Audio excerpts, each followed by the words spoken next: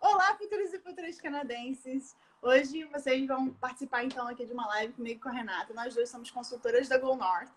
E a gente vai falar um pouco sobre o cenário atual, né, na pandemia, das atualizações que houve sobre study permits, sobre a entrada aqui no Canadá, sobre PGWP. Não sei se vocês acompanharam a live que teve essa semana, na quarta-feira, com o consulado de São Paulo sobre essa questão de PGWP, sobre a questão do study permit, dos VACs, né? Eu até fiz um resumo com os 10 tópicos que eu achei mais relevantes dentro dessa live, para que vocês... Eu fiz um post, né? Não sei se vocês chegaram a ver, solta o coraçãozinho aqui se vocês viram.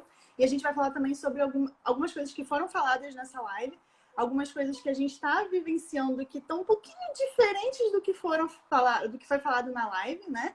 E também vamos responder algumas dúvidas principais de vocês. A gente fez uma seleção das perguntas de vocês. Vocês perguntaram várias vezes a mesma coisa, de formas diferentes. Então, eu espero que a gente consiga, com a pauta, né, de hoje, responder tudo que vocês precisam. Mas, antes de tudo, eu gostaria que Renata se apresentasse, né, falasse um pouquinho sobre o trabalho dela, para a gente poder, então, começar a nossa live.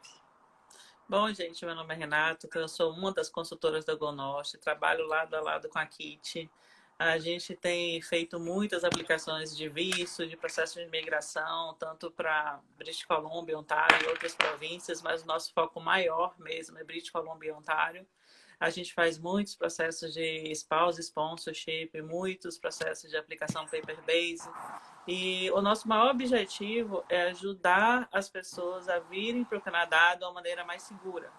Então, às vezes, a gente é até chata, porque a gente pega no pé de vocês na parte de comprovação, de documentação, é porque a gente quer que o processo todo flua da melhor forma possível. Então, contem sempre com a gente, tanto comigo, com a Kit, para ajudar vocês nesse processo de vinda para o Canadá. Hoje é domingo, tá o maior sol aqui, tá o maior sol em Ontário também. Cara, tá fazendo uns 20 graus, Renata, tá muito quente. Eu tive que abrir a janela aqui porque o ar-condicionado já foi desligado. Tá horrível. E aí, não sei como é que tá no Brasil, na região de vocês, mas eu tenho certeza que se vocês pararam para ouvir a gente falar, é porque vocês estão muito interessados mesmo em vir para o Canadá. Então, a gente está aqui para ajudar o que vocês precisarem. Isso. E se vocês tiverem interesse em fazer os processos de vocês de visto, de imigração, consulta de análise de perfil, consulta de visto, o que vocês precisarem que gira em torno desse meio de imigração, vocês podem entrar em contato com a gente através do parceriakit@gonorth.ca.com, tá? Que a gente na Go North vai conseguir, vai tentar, pelo menos, dar as respostas que vocês precisam, porque, vamos combinar, gente, essa situação de pandemia está trazendo muitas dúvidas e eu acho que a gente vai ter que conversar sobre algumas informações, né, como eu falei, que não bateram assim tão bem com a nossa realidade agora, e comparado com o que foi falado meu Deus do céu, no webinar do consulado, tá? Então, eu acho que é isso. Antes de tudo, teve uma pergunta aqui, deixa eu ver, acho que eu perdi. Tá, eu acho que eu perdi a pergunta aqui, mas de qualquer forma. Então vamos lá. Primeira coisa que eu acho que a gente devia começar conversando com vocês é quem é que pode entrar aqui no Canadá, tá? Nesse momento de pandemia, eu não sei se vocês chegaram a ver, mas houve uma atualização que acho que a partir do dia 20 de outubro, estudantes internacionais iam poder começar a entrar aqui no Canadá. Aleluia, Senhor, né? Estudantes internacionais que estavam aí aguardando porque não tinham tido a aprovação antes do dia 18 de março. Então, houve uma mudança que agora, mesmo que você tenha sido aprovado antes do dia 18 de março, se você não tem, se você ainda está fora do Canadá e você ainda não, a sua instituição de ensino não está no que a gente chama de lista de DLIs com Readiness Plan, vocês não vão poder entrar por enquanto.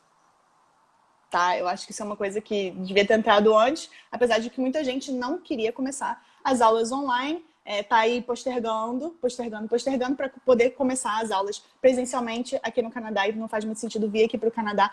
E algumas pessoas acabaram tendo que voltar também porque não conseguiram mostrar que a viagem era por motivos não opcionais, né? Então, você tem alguma coisa para comentar sobre isso antes de eu começar, Rê? Que eu vou ler algumas coisas aqui. Eu acho que tem muitas escolas que ainda não estão nessa lista do Readiness Plan, mas eles estão correndo atrás. Então, eu acredito que essa lista vai ser sempre atualizada E a gente vai ter novidades por aí em relação a esses colleges e cursos. Agora, tem uma coisa que eu queria chamar a atenção para vocês, que eu e a Kitty, a gente fica até meio preocupada de dar esse tipo de live, porque o que está acontecendo hoje pode não ser o que acontece amanhã, o que vai acontecer amanhã, porque está tudo mudando muito rapidamente. Então, é importante ficar prestando atenção nas atualizações. A Kitty, ela é muito rápida nessas atualizações, né? Ela sempre está postando qualquer novidade que aparece e tal. Fiquem atentos, porque o que está valendo hoje pode não valer amanhã, porque eles estão alterando o tempo todo. Então, às vezes, até confuso para a gente estar passando as coisas, a gente tem que ler um pouco para passar, porque as mudanças são constantes, não é uma coisa que está estável ainda. Eu me lembro de 2 situações que aconteceram, acho que no último mês ou 2 meses, em que um cliente meu virou e falou assim, eu quero entrar, eu posso? Eu falo, não, você não pode. Aí no dia seguinte postaram a notícia, você pode se você tiver irmãos que são residentes permanentes ou canadenses. Pronto, aí eu mandei pra ele, agora você pode. Ou então, a mesma coisa de, se você estiver vindo dos Estados Unidos, também tinha um cliente que tinha uma certa regra, agora você pode, que achou que não podia vir. Então, assim, tá o tempo todo mudando. Pra gente é uma loucura conseguir manter vocês atualizados e a gente se manter atualizado também de todas essas mudanças, apesar de que a gente tem ali uma forma de track essas mudanças, as atualizações. Hoje eu tô gaga, desculpa. As atualizações, mas ainda assim são muitas informações e a gente vê, como eu falei antes, muitas coisas sendo ditas e feitas de forma diferente. Então a gente fica assim um pouco, né? É difícil dar muita certeza, tá? Mas antes de tudo eu queria dizer o seguinte, como vocês já sabem, estudantes internacionais podem entrar agora, dado que eles tenham um plano de quarentena, dado que eles tenham tido um study permit aprovado, ou já tendo o study permit, ou tendo a letter of introduction, com a aprovação do seu study permit, tá? E deixa eu ver o que mais aqui, eu tenho anotadinho, calma. Vocês têm que comprovar que vocês vão fazer essa quarentena obrigatória, tá? De 14 dias. Então, é importante que no plano de quarentena de vocês possam detalhar como é que vocês vão fazer para ter comida, para ter medicamento. O que mais que tinha, Rê? Como vai chegar? Não, como você vai manter o seu isolamento. Como você vai manter o seu isolamento. Então, tipo, para você não precisar sair para ir no mercado, para você não precisar ir numa farmácia, o que você vai fazer? Qual a estratégia que você vai usar para estar em um lugar que tenha todas as suas necessidades básicas por 14 dias? Isso. E é aquela coisa, se você tiver algum parente que é residente permanente ou cidadão canadense, de repente você pode, dependendo do seu nível de parentesco, você já poderia entrar aqui no Canadá, ficar aqui dentro aguardando. Lembrando que aqui dentro você não vai poder fazer sua biometria caso você ainda não a tenha. Porque tá fechado também. Exatamente. Quando você faz a aplicação daqui de dentro, então você vai fazer uma extensão ou uma mudança de status, bom, uma aplicação temporária daqui de dentro, você é isento da biometria, por enquanto. Então, eles não estão fazendo biometria para quem é residente temporário. E mais do que isso, eles não estão fazendo biometria na fronteira quando você entra no Canadá. Então, não adianta você falar assim, eu tô indo porque eu tenho um irmão, ou porque eu tenho um filho aqui no Canadá, e eu vou fazer biometria na fronteira e aí meu visto vai sair. Não. Tá?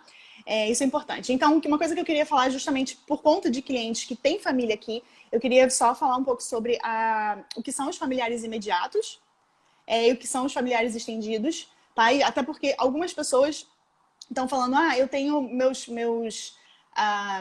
cônjuge e meus filhos estão no Canadá e eu ainda não fui. Eu posso ir? Eu não posso ir? Então eu vou ler aqui para vocês quem são os familiares imediatos, quem são os familiares estendidos que podem entrar no Canadá e de quem, tá? Então, pode entrar aqui no Canadá familiares imediatos de cidadãos canadenses e residentes temporários, como cônjuges, dependentes da pessoa ou do cônjuge, dependente de um dependente, pais ou padrastos, madrastas, pais ou padrastos, madrastas do cônjuge, guardiães e tutores, tá? No caso de familiares estendidos de cidadãos residentes ou cidadãos canadenses ou residentes permanentes, ou seja, a gente não está falando mais sobre residentes temporários, a gente está falando de pessoas que estão em um relacionamento exclusivo com esses indivíduos, esses cidadãos canadenses ou residentes permanentes, e que esse relacionamento tem pelo menos 1 ano de duração e que essas pessoas se encontraram aí durante esse relacionamento, tá? Então não vale aquele namoro virtual que você tá aí há 1 ano com a pessoa e você nunca viu pessoalmente. Além disso, a gente tem dependentes dessa pessoa, que está em um relacionamento exclusivo, um filho da pessoa, que a gente está falando de filho adulto, não é só dependente, tá? É porque a gente tem dependent child e a gente está falando de child também. Então, o filho dependente e o child. É mais fácil ter botado só child, né? Não precisava ter falado filho dependente e o child. Do cônjuge ou da pessoa que está em um relacionamento exclusivo. Netos, irmãos, meio-irmãos. Seja meio-irmão porque você é meio-irmão de sangue ou meio-irmão porque está no relacionamento dos seus pais, né? Avós da pessoa ou do cônjuge. Então, isso são familiares estendidos que vão poder entrar se forem de familiares de cidadãos ou de residentes permanentes. Se você tem, então, essa família, esse parentesco com alguém aqui dentro, na teoria você pode entrar. Lembrando que se você é um familiar estendido, você vai precisar mostrar que a sua entrada ela é não opcional. Ok? Então, fala um pouquinho, porque eu tô aqui, ó, suando. Quando começo a ficar com muito calor, eu começo a falar muito rápido, daqui a pouco eu tô me embanando, tô gaguejando. Deixa eu beber uma água. Ok, vamos falar então um pouco como é que estão sendo feitas as aplicações de Student Permit no Brasil. Tá. A gente viu antigamente, né, a gente podia mandar toda a aplicação em português, todos os documentos em português, não tinha problema nenhum. O consulado processava normalmente. Desde o dia 2 de setembro de 2020, essa regra foi alterada. Então, a documentação precisa... A documentação precisa ter uma parte em inglês, assim, traduzida em inglês. Então, o que a gente tem feito? Principalmente as cartas de intenção. Gente, as cartas de intenção precisam ser feitas em inglês. É importante, porque a gente teve casos de aplicações que foram enviadas para outros países, para ser processada por outros países. E se a sua explicação estiver em português, o oficial que vai estar avaliando, ele não vai entender. Então, as cartas de intenção têm que ser em inglês. Outros documentos que são importantes, que a gente mande em inglês também. Tudo que você precisa que o oficial preste atenção. Então, o que é que a gente tem recomendado? A gente não tem traduzido os extratos bancários, mas a gente faz uma tabela em inglês, a gente passa um highlight no valor que o oficial precisa ver e a gente coloca esse valor em dólares canadenses para ficar fácil o oficial entender. Claro que com a cotação daquele dia específico que a aplicação está sendo enviada. A gente tem recomendado também, por exemplo, o certidão de casamento tem que ser em inglês. Se você vai colocar o imposto de renda, a gente não tem traduzido tudo, mas as informações mais importantes têm ido em inglês, como a sua renda anual, o seu patrimônio, quanto que você tem de patrimônio. Essas informações importantes estão sendo enviadas em inglês. A gente tem visto muita ansiedade das pessoas de querer aplicar. A recomendação da GoNorte é que as aplicações de visto sejam para setembro de 2021, porque as coisas estão mudando muito rápido. Eu vou dar um exemplo para vocês. De ontem para hoje, British Columbia começou de novo a fechar. Não está mais aceitando que mais do que a família, que, por exemplo, uma família receba visitas. Então, isso não estava na semana passada, hoje já está funcionando. Então, a gente está vendo certas restrições por causa do inverno. Com isso, a gente fica naquela interrogação, como é que vão ficar as coisas? E para ter uma margem de segurança, a gente tem recomendado que os estudantes apliquem para setembro de 2021. Porém, a gente tem visto muita gente aplicando para maio, por exemplo, para janeiro, e muita gente enviando essa documentação. O consulado está aceitando as aplicações não estão voltando por causa disso, ela está aceitando, mas a gente fica naquela, poxa, e se passar o intake e a pessoa não puder embarcar? Como é que vai ser? Porque a gente tem visto aprovações e tem recebido aprovações de pessoas que aplicaram em janeiro, fevereiro, que tinham a biometria já feita. Então, como que vocês vão fazer a biometria se os VACs do Brasil não estão abertos ainda? Tem gente, inclusive, clientes da GoNorte, que estão viajando para outros países onde a biometria está sendo feita para realizar a biometria. Mas a gente sabe que isso é um investimento a mais. A pessoa tem que pagar essa viagem, ir para um outro país para tirar a biometria, para ver se o processo deles anda e é aprovado, entendeu? E não tem garantia, né, Renata? E não tem a garantia, entendeu? É só uma esperança que com a biometria em mãos, que o processo do consulado seja acelerado. Então, são muitas coisas que estão acontecendo e a gente precisa acompanhar isso com muito cuidado para não ficar naquela coisa de insegurança. Poxa, largou o trabalho, fechou tudo, vendeu o apartamento e não sabe se o bicho vai ser aprovado. É uma outra coisa que assim, a gente está falando sobre essa questão de começar o curso em setembro, que é a nossa recomendação, e muitos de vocês perguntaram, quando a gente deve antecipar, então, porque você sempre fala de 6 meses, aplica 6 meses antes, você acha que a gente deve aplicar ainda antes de 6 meses? E eu tenho uma resposta para vocês. Eu tive uma cliente que ela ia fazer um curso, ela vai fazer um curso, que ia começar agora em setembro, mas o curso dela só tem take para setembro, e ela não conseguiu entrar aqui, e o curso dela é blended, ou seja, tem aulas presenciais e tem aulas online. E ela não ia conseguir fazer as aulas presenciais porque ela não tinha a possibilidade de viajar, ela não estava com visto aprovado, tá? Ela só recebeu o IP dela, o Approval in Principle dela, que é o Stage 1. Então, eu liguei na imigração e eu falei, olha, então, eu tenho essa cliente que ela precisa mudar o intake para setembro do ano que vem. Eu gostaria de saber se eu devo mandar a LOA, se eu não devo mandar a LOA, qual é o procedimento. E o rapaz na imigração falou para mim, cancela a aplicação dela, porque a aplicação dela não tem prioridade. Então, a partir do momento em que... E ele falou assim de uma forma tão enfática, que eu senti que ele estava brigando comigo. Porque eu falei, mas ela já pagou tudo, ela já recebeu a aprovação em principle.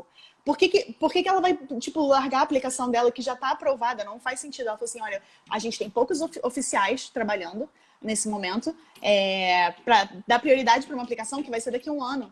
A gente tem que dar prioridade para o que está agora. Então, tira a aplicação dela e ela aplica depois de novo. E assim, se a gente está fazendo uma aplicação muito tempo antes, qual vai ser a prioridade que a sua aplicação vai ter?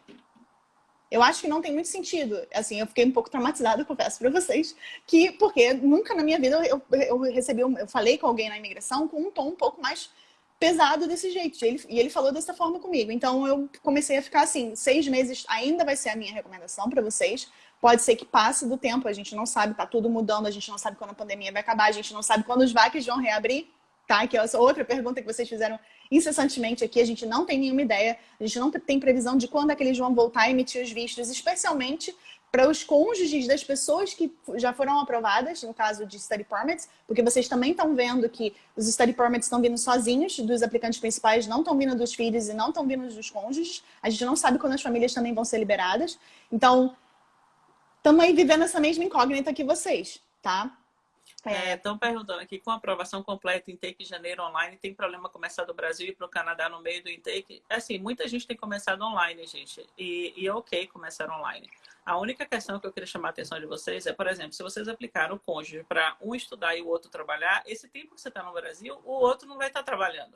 Então, é perda de experiência que você podia estar ganhando no Canadá. Então, tem que pesar se vale a pena realmente começar online no Brasil ou não. Cada caso é um caso. Pessoas de PF, às vezes, vale a pena, porque você já adianta o inglês, já chega aqui na parte do college. Então, nesse caso, vale a pena. Tem que pesar bastante. Muita gente me pergunta assim, Renata, eu tô vendo que o tempo de processamento tá, sei lá, em 27 semanas. Será que eu posso aplicar agora, como a Kit falou? Gente, não é a questão. Esse tempo de processamento, ele é meio irreal. Por quê? Enquanto o VAC não abrir, não tem tempo de processamento. Eles não estão seguindo nada. Eles simplesmente estão com os processos parados. Muitos aplicantes que pediram as notes já receberam nas notes que estavam com o processo aprovado. Só que não está andando por causa do VAC e da biometria. E não somente estão com o processo aprovado, como não receberam a IP e ainda estão aguardando o pedido do passaporte. Então, assim, a gente está numa situação que tem alguns clientes que estão no limbo. Estão aprovados. O máximo que acontece, por enquanto, eles estão aprovados, eles estão recebendo pedido de exame médico de novo, porque o exame médico deles estão para vencer, porque tem validade de 1 ano, e eles não sabem o que vai acontecer. Estão pedindo meu exame médico, mas não podiam estar pedindo meu passaporte para poder ir logo, sabe? Tá essa situação assim um pouco complicada, que a gente não sabe muito bem como resolver, porque a gente não teve essas instruções também nessa palestra aí da imigração, tá? Da imigração não, do consulado. Júlia, a gente não tem ideia de quando que vai abrir o VAC no Brasil, mas a gente tem visto os VACs reabrirem em outros países. Então, tem vários países que estão com o VAC reaberto, mas do Brasil a gente não sabe. O VAC do Brasil, ele está aberto para receber as pessoas que estão enviando o passaporte. Então, nesse caso, ele está aberto, mas ele não está aberto para a biometria. Isso, exato.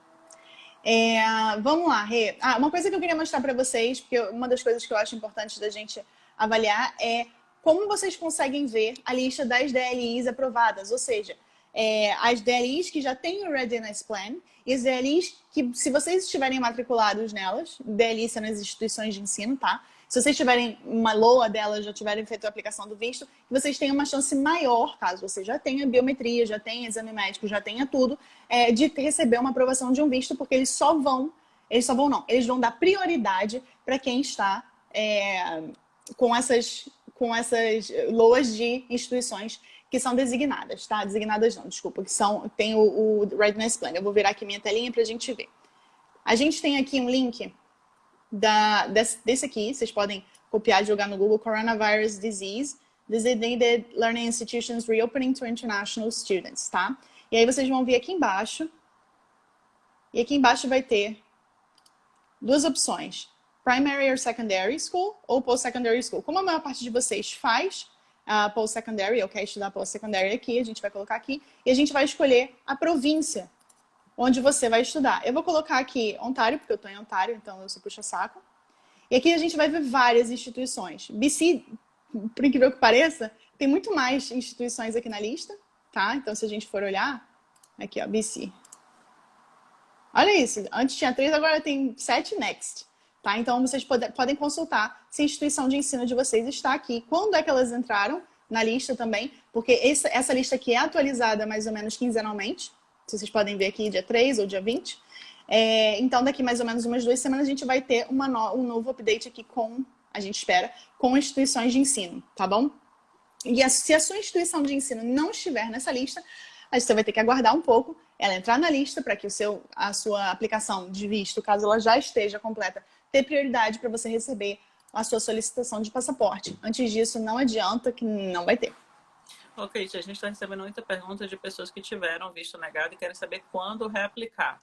A recomendação da gente é que vocês solicitem a TIP, até para entender os motivos da negativa. Se vocês acharem pela TIP que foi um motivo injusto, vocês podem tentar uma reavaliação.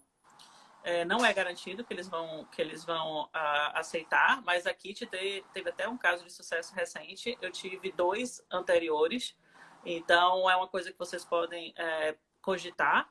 E depois da TIP, se realmente os motivos forem fundamentados, você já sabia que a sua comprovação financeira estava baixa, você já sabia que seus vínculos estavam ruins, aí para reaplicar, você pode reaplicar quando você quiser. A questão é que a nossa recomendação tem sido foque nos cursos de setembro, para dar mais tempo das coisas se normalizarem, e aí você ter mais tempo também de organizar uma nova aplicação. É basicamente isso, né, Kit? Quer falar alguma coisa em relação? Exatamente isso. Exatamente isso. Tá, então vamos falar rapidinho. Eu só queria citar rapidinho as coisas que eu ouvi na palestra e do consulado e que eu achei diferentes do que a gente está vendo aqui na prática, tá? Então foi falado que as pessoas que estão matriculadas para cursos em janeiro não receberiam approval in principle, que era só para o pessoal ali até setembro. A gente recebeu alguns approval in principles, ou seja, a aprovação do primeiro estágio, né, onde eles avaliam vínculo, onde eles avaliam a parte financeira, porque o segundo estágio é a partir da biometria e exame médico. A gente recebeu a IP de algumas pessoas de janeiro. Não. Então, fica um pouco confuso. Se eles não vão dar o approval in principle, se o consulado falou que não vai dar approval in principle para o pessoal que vai começar em janeiro, por que a gente recebeu? E teve uma que eu recebi em questão de dias. Eu fiz a aplicação, acho que foi lá por julho, sei lá, foi dia 20 de julho, e no dia 25 de julho eu recebi a aprovação em principal. Enquanto o pessoal ali de janeiro ainda não tinha nada. Aliás, eu tenho muita gente de janeiro que não tem nada ainda. Porque já está com a aplicação aprovada, mas não dá para pedir o passaporte. Justamente. Ai, gente, é uma tristeza ver esse povo de janeiro aguardando até agora, cara, sem uma luz. Sem uma luz. Mas vamos lá. E a segunda coisa que eu gostaria de falar, que na palestra foi falado que eles iam aprovar as famílias em conjunto, né? Como sempre. Porque a gente sempre vê isso, né? Antes, num cenário pré-pandêmico, o estudante é aprovado, o cônjuge é aprovado e os filhos são aprovados, né? Quando tem cônjuge e filhos. Nesse momento, a gente só está vendo a aprovação do estudante. E aí, o que acontece? Eu participei de um CPD, né? Que é uma palestra que a gente tem que assistir sendo consultora de imigração, falando sobre essas mudanças que aconteceram durante a pandemia. E a professora, a palestrante, no caso, ela falou assim, o que eu tenho indicado para os meus clientes nesse momento aplica só o aplicante principal. Esse aplicante principal vem para cá, e uma vez que ele esteja aqui, já com o study permit na mão, fisicamente o study permit na mão, ele pede reunificação familiar para os familiares. Porque aí fica, de repente, mais fácil para os familiares virem. E aí você está separando famílias, é claro que eles não querem separar famílias, inclusive isso foi dito na palestra, no webinar, que não querem separar famílias, Mas deixa eu perguntar uma coisa aqui, nesse caso. Ela falou assim, pede reunificação familiar. Mas se o resto da família não tiver o visto? Então, eu acho que você vai pedir reunificação familiar durante o visto. O que não é uma coisa que deveria fazer muito sentido, mas pode ser que tenha uma certa prioridade porque você já está aqui. Entendi. Então, ainda assim, sem biometria, como é que faz? É isso que eu tô perguntando, assim, é confuso. Se a pessoa já tiver o ETA aprovado, aí fica mais fácil de você pedir a reunificação familiar. Com certeza. Mas se não tiver visto nem ETA, fica mais complicado. É claro que ela tá falando de pessoas que estão aplicando do mundo todo, né? Então, assim, em lugares que tem postos de coleta de biometria abertos e tudo mais. Então, claro, a gente tem clientes em outras partes do mundo que também estão ouvindo isso e que podem se beneficiar dessa informação. De repente, aplicar sozinho e depois trazer o resto da família. Mas fica aí a dica para vocês. Eu acho que essas são duas das coisas que eu queria comentar que foram diferentes do que a gente está vendo aqui na Go North e que podem ser interessantes vocês saberem, tá? Então, Rê, vamos falar um pouco sobre PGWP? Então, gente, PGWP. Eu vou ler para vocês, é muita informação. Os estudantes podem estudar online fora do Canadá até o dia 30 de abril de 2021, sem ter o seu tempo de duração de PGWP afetado, dado que pelo menos 50% desse curso seja feito no Canadá. As pessoas que começaram online antes e que o curso era de 1 ano ou de 8 meses e está vencendo, essas pessoas vão ter direito ao PGWP. Eu fico meio assim, tipo, com o coração apertado de que está nessa categoria, porque deixou de trabalhar às 20 horas, deixou de criar o vínculo de trabalho com o empregador. E deixa de fazer networking, deixa de aprender inglês na prática. Né? Exatamente. E aí vai chegar aqui com 1 ano de PGWP apertado, é complicado, entendeu? Aí você meio que reduz as suas chances. Se o projeto era imigração, meio que você diminui as suas chances. Isso é bem complicado. Agora, estudantes que se matricularam em um programa com início entre maio e setembro de 2020 e estudaram online até 30 de abril de 2021 e que também se graduaram em mais de um programa de estudo, podem ter a duração dos programas de estudo deles combinados quando aplicado o PGWP, dado que pelo menos 50% dos estudos sejam completados no Canadá. Eu fico pensando assim, Kitty, isso a gente levando em consideração que as pessoas começaram online e que a fronteira abriu e elas entraram e completaram 50% do curso. Agora, se as coisas não normalizarem, essas pessoas começaram online e passou dos 50% do curso, a gente não sabe como que o consulado vai... como que a imigração do Canadá vai agir com esses estudantes. Isso é uma coisa que me preocupa. Então, eu acho que eles deveriam ser mais claros com essa regra do PGWP em relação a esse tempo. Porque se o curso continuar rolando e a fronteira não abrir, esse estudante não chegar, será que essa pessoa vai poder usar o PGWP? Então, eu acho assim, eles vão criando novas exceções conforme o tempo vai passando, né? Eles, mais do que ninguém, eles querem que os estudantes venham para cá, é dinheiro para o Canadá, né? O Canadá, ele vive de imigração, ele vive de estudantes internacionais. Tem a quantidade de estudante internacional que a gente tem aqui é absurdamente alta, tá? Então, para eles é muito interessante que as pessoas entrem aqui, que as pessoas usem o PGWP, que as pessoas entrem no mercado de trabalho, para que as pessoas façam a economia gerar e que as pessoas imigrem, né? Então, não acho que eles vão prejudicar os estudantes, mas para a gente ter uma certeza maior de que vocês não vão estar tão prejudicados no futuro, a nossa recomendação continua sendo setembro do ano que vem. Porque até lá, tanta coisa tem para rolar, gente. E outra coisa, foi o que a Renata estava falando. Começar o curso online, fazer o curso inteiro online, você está perdendo oportunidade de networking. Você está perdendo oportunidade de aprender o inglês ali na prática. Você está perdendo muitas oportunidades de muitas coisas que vão ser muito importantes para vocês quando vocês tiverem o PGWP aqui. E, bom, viver o Canadá, né, gente? Porque você está querendo migrar para cá e, de repente, você chega aqui e você já chega só com PGWP e você, de repente, nem queria vir para cá mesmo? Ou não gostei, ou achei o mercado de trabalho difícil. São várias questões que é como se o tempo que você vai estar aqui como estudante serve como uma entrada para você descobrir, é isso que eu quero? Uma coisa que eu queria animar vocês, assim, não pensa que é só preocupação da nossa parte, mas eu quero uma boa notícia. A boa notícia é que o governo anunciou que vai abrir 400 mil vagas de imigração. Então, 400 mil vagas de imigração significa que, muito provavelmente, vocês vão ter muita oportunidade de migrar para o Canadá. e que a pontuação do Express Entry pode, porventura, se essas vagas forem confirmadas mesmo, pode, porventura, cair. Então, assim, não vamos ficar só olhando para as coisas negativas, mas vamos olhar as positivas também. E a positiva é que vamos ter muita vaga de imigração. Uma coisa que é importante dizer, gente, que essas 400 mil vagas não são para o Express Entry. Exatamente. Isso vai ser dividido entre todos os processos de imigração que a gente tem aqui no Canadá. Processos provinciais, os processos federais, a gente tem refugiados, a gente tem os processos de sponsorship e tudo mais. Então, uma parcela vai ser, claro, alocada para os aplicantes de residência permanente vindos pelo Express Entry.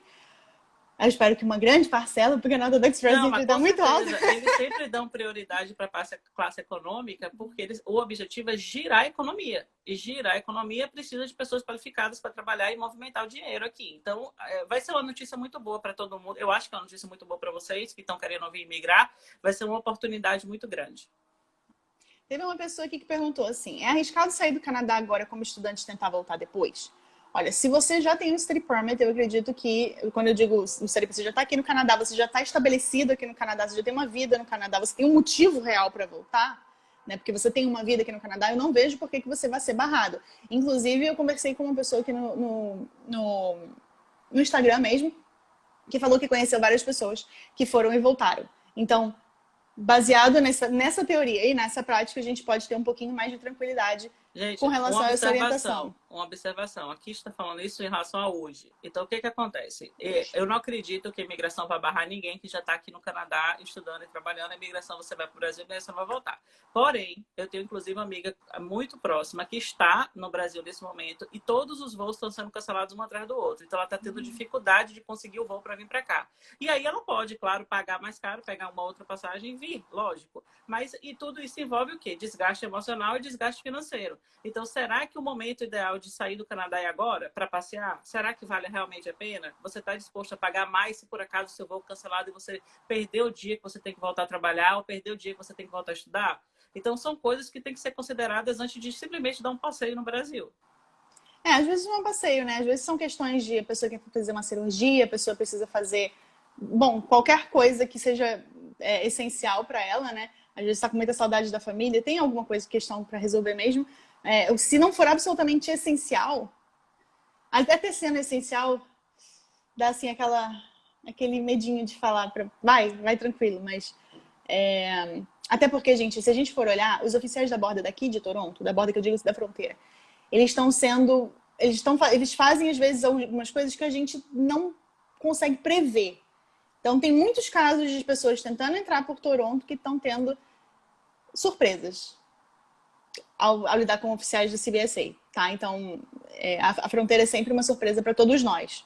Eu só queria alertar isso, especialmente se vocês vão entrar aqui por Toronto. Não que isso não aconteça nas outras fronteiras, que eu digo, nas outras... Como é que eu chamo, Renata? Nas outras... Portas de entrada, isso. Mas aqui em Toronto a gente vê que tem, assim, surpresas maiores. Tá? Será que o IRCC vai enviar um novo Stage 1, Renata, para quem mudou de curso em intake? Não sei. Eles deixaram bem claro, a meu ver, que o Stage 1 foi para o pessoal até o dia que veio a aplicação até o dia 15 de setembro. Depois disso não vai ter mais. É claro que tudo pode mudar novamente, né? Essa foi a forma que eles tiveram de conseguir ajustar essa questão toda com a pandemia. A gente está vendo uma segunda onda vindo com força.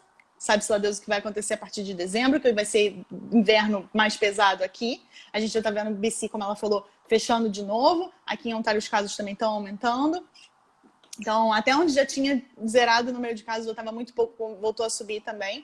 O pessoal está ficando sem vergonha. Fiquei sabendo essa semana aí de uma reunião, aqui tem limite de reunião de 10 pessoas, o pessoal chamando para festas ilegais, com mais de 15 pessoas. Então, assim, o pessoal está ficando sem vergonha aqui também, gente. Mas vamos lá. Eu já respondi essa daqui. Quanto do dólar, Rê? Você acha que vale a pena fazer um college privado? Eu acho, gente. Eu acho que vocês têm que escolher o curso de acordo com a condição financeira de vocês. Então, se um curso de um college privado vai te dar uma margem de segurança na parte da comprovação financeira e você vai ter uma chance maior de aprovação, faça o college privado. entre aqui no Canadá, aproveite seu college privado para fazer network, para conseguir uma job offer, ou aproveite que você está fazendo um college privado para pedir uma extensão depois com o público. Aí você, na parte do college privado, você vai ter o seu co-op, que você vai ficar 1 ano ou 6 meses, sei lá, trabalhando, você vai juntar uma grana para você entrar no college público com mais segurança. Lembrando sempre a vocês que a extensão, quando é feita no Canadá, o índice de aprovação é mais de 95%.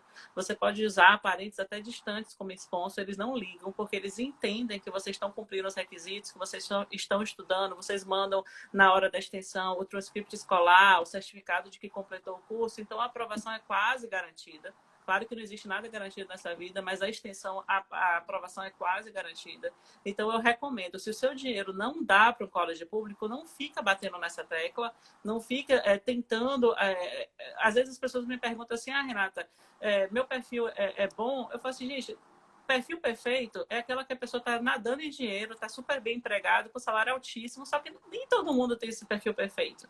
Então, nesse momento, então, é mais difícil ainda. Então, ok, não precisa também desesperar porque você não tem o perfil de vir para o college público de 2 anos. Pega um curso menor, investe nesse curso menor, entra aqui no Canadá e daí você busca um caminho melhor para você. Eu acho que é melhor estar aqui fazendo co-op privado do que estar no Brasil tentando um público. Eu acho que é isso. A gente tentou responder todas as perguntas com que a gente pode responder, né, Rê?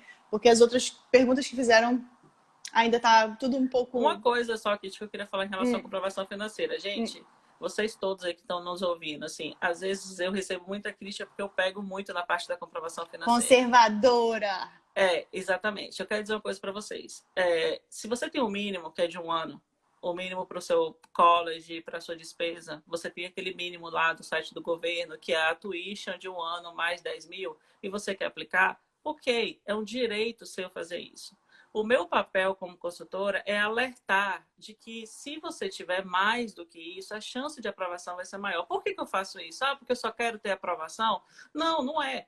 Eu só não quero ter a tristeza de comunicar a você que seu visto foi negado, porque eu entendo que quando você recebe essa notícia, qualquer pessoa que recebe a notícia de que o visto foi negado, é como se o chão dela se abrisse, ela sente como se o país bateu a porta na cara dela. É um momento de muita frustração e muita tristeza, e eu, infelizmente, eu compartilho desse momento e eu sofro junto. Não é porque eu estou aqui do outro lado fazendo a aplicação dos documentos e estou sendo paga para isso, ou aqui está sendo paga para isso, que a gente não sente. A gente sente muito, a gente sofre com cada história. Então, para evitar esse tipo de desgaste, a gente pega no pé na comprovação financeira pedindo que vocês comprovem o máximo que vocês puderem. Mas a decisão de arriscar e aplicar com menos é do aplicante. Afinal de contas, a consequência disso, seja positiva ou seja negativa, vai afetar a família que resolveu aplicar. Então, a gente vê casos de pessoas que arriscaram com comprovação baixa e passou, vemos, é um milagre, a gente comemora junto com o cliente. A gente, às vezes, chora porque aquele cliente foi aprovado e que tinha chance de ser negado, a gente sofre, a gente chega junto e a gente comemora. Mas, de via de regra, quem tem uma comprovação financeira maior tem a chance maior de ser aprovado. Eu queria que vocês entendessem isso. Não é porque a gente está querendo ser chato ou que está querendo uma aplicação perfeita, não é isso. A gente quer que seu visto seja aprovado. Além de tudo, gente, eu estava falando antes do dólar subindo, né? O dólar subindo, aquele dinheiro que você tinha quando o dólar era 3, ele não existe mais quando agora o dólar está 4.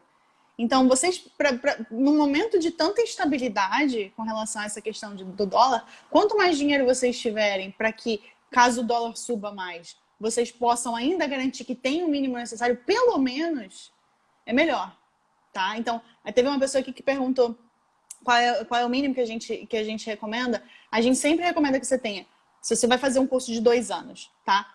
Todos os 2 anos, a nível de curso e de comprovação financeira. Então, se você está vindo acompanhada por um curso, ou seja, está vindo você e cônjuge, para um curso que é $16 mil por ano durante 2 anos, você vai pagar $32 mil mais $28 mil.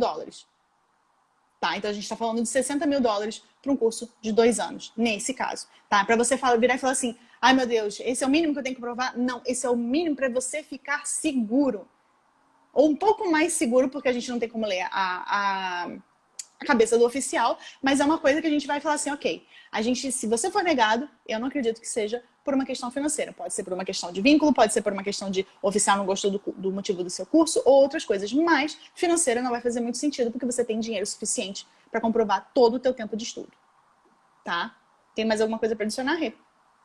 Não, eu acho assim, importante vocês pensarem da seguinte forma. A gente viu, né, que o dólar aumentando diminuiu o dinheiro de... E quando vem em família, que o mundo está enfrentando hoje, o consulado tende a ser um pouco mais exigente quando vem com família. Se a pessoa é jovem, 22, 21 anos, a família está bancando e só tem o primeiro ano, a gente não vê problema, porque é uma pessoa jovem que está começando a vida e que a família está por trás, dando o suporte necessário. Agora, quando é uma família, o consulado tende a ser um pouco mais exigente na comprovação financeira. Por isso que a gente pede que a pessoa comprove o valor total. Agora, de novo, é uma decisão de vocês que estão aplicando, vocês que tem que ter essa consciência. O nosso papel é só alertar. Não é exigir que vocês tenham o valor total. É só a gente não vai deixar de aplicar o seu visto porque você não tem. A gente vai falar, olha, então, é melhor que você procure um sponsor, que você procure um outro recurso, ou então você aplique mais para frente, caso você não consiga comprovar mais fundos, para que você tenha uma chance maior de aprovação, porque depois de você ter uma negativa, a gente tem uma outra argumentação, passar por cima de um novo oficial mais experiente que vai avaliar a sua nova aplicação. Então, assim, é mais fácil é melhor você já ter um dinheiro bacana para uma primeira aplicação do que você ser negado da primeira só porque você queria arriscar aquilo mesmo tendo muito pouco dinheiro, às vezes poucos fundos, tendo decidido fazer isso de qualquer forma, né, contra as nossas orientações, e depois tentar uma nova aplicação e de repente ficar aí aguardando. Sem saber se vai ou não. E ficar preso aqui na pandemia de repente. Ai, que coisa horrível. E uma coisa, Kitty, que a gente sempre fala, né, e fala para as pessoas, às vezes as pessoas querem fazer aquela comprovação financeira de qualquer jeito, achando que é só pro visto. E ela, não, quando eu chegar no Canadá, eu vou trabalhar logo de cara e vai dar tudo certo, eu vou ter o dinheiro e tal. Só que às vezes as coisas não saem do jeito que a gente planeja. Às vezes? Muitas vezes. E aí você precisa ter uma reserva, principalmente se você tem crianças envolvidas, para dar uma segurança até emocional para a família inteira, até as coisas se normalizarem. Então não é bom você vir daquele assim, de qualquer jeito, achando que você vai chegar aqui, já vai pegar o primeiro trabalho e vai conseguir pagar tudo, entendeu?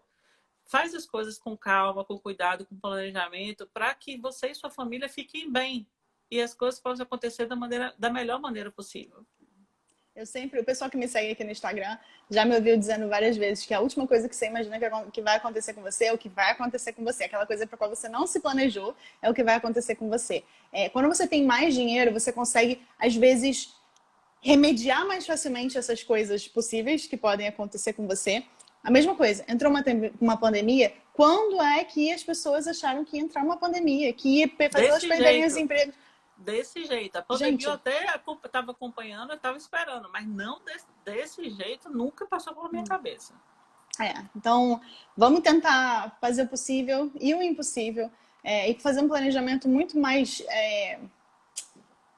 eu vou dizer, realista do que vocês vão precisar financeiramente aqui no Canadá, porque o valor que vocês precisam comprovar para o visto é inferior, muitíssimo inferior ao valor que vocês vão precisar para viver aqui. A gente está falando de um custo de vida, especialmente em grandes cidades, que é altíssimo, tá? Então, quando a gente fica falando todas as coisas, parece até que a gente está jogando areia no plano das pessoas, né? A gente, mais do que ninguém, quer que vocês tenham sucesso aqui. A gente quer encher esse Canadá de brasileiro, gente. A gente quer encher esse Canadá de brasileiro, porque a gente bom, sabe... Viu, gente? Brasileiro bom, viu? Porque, assim, a gente sabe como que vocês penam no Brasil, como vocês, às vezes, não têm as oportunidades que vocês gostariam no Brasil, e a gente quer que vocês tenham as mesmas oportunidades que a gente teve. Sabe, de ter uma vida melhor, de ter qualidade de vida, de poder dar um futuro bacana para os filhos de vocês, de viver num país mais igual, sabe, com menos racismo, com menos homofobia, com todas essas coisas que a gente quer ter uma vida tranquila.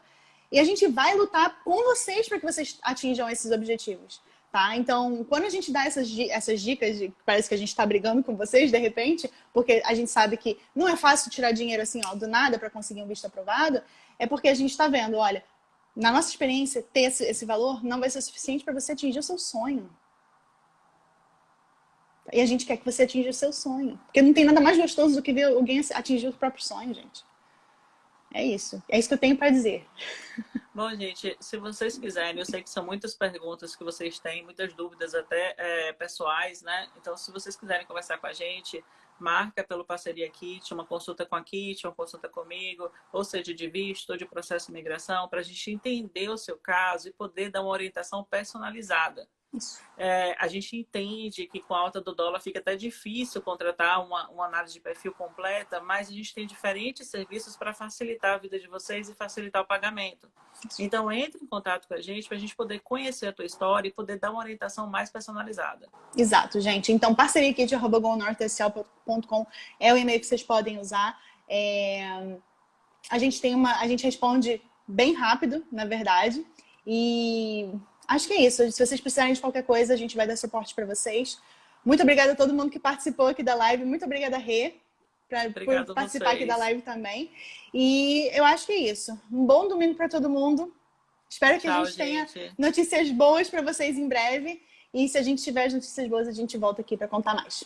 Tá bom? Beijo, gente. Grande. Tchau, tchau. Tchau, tchau.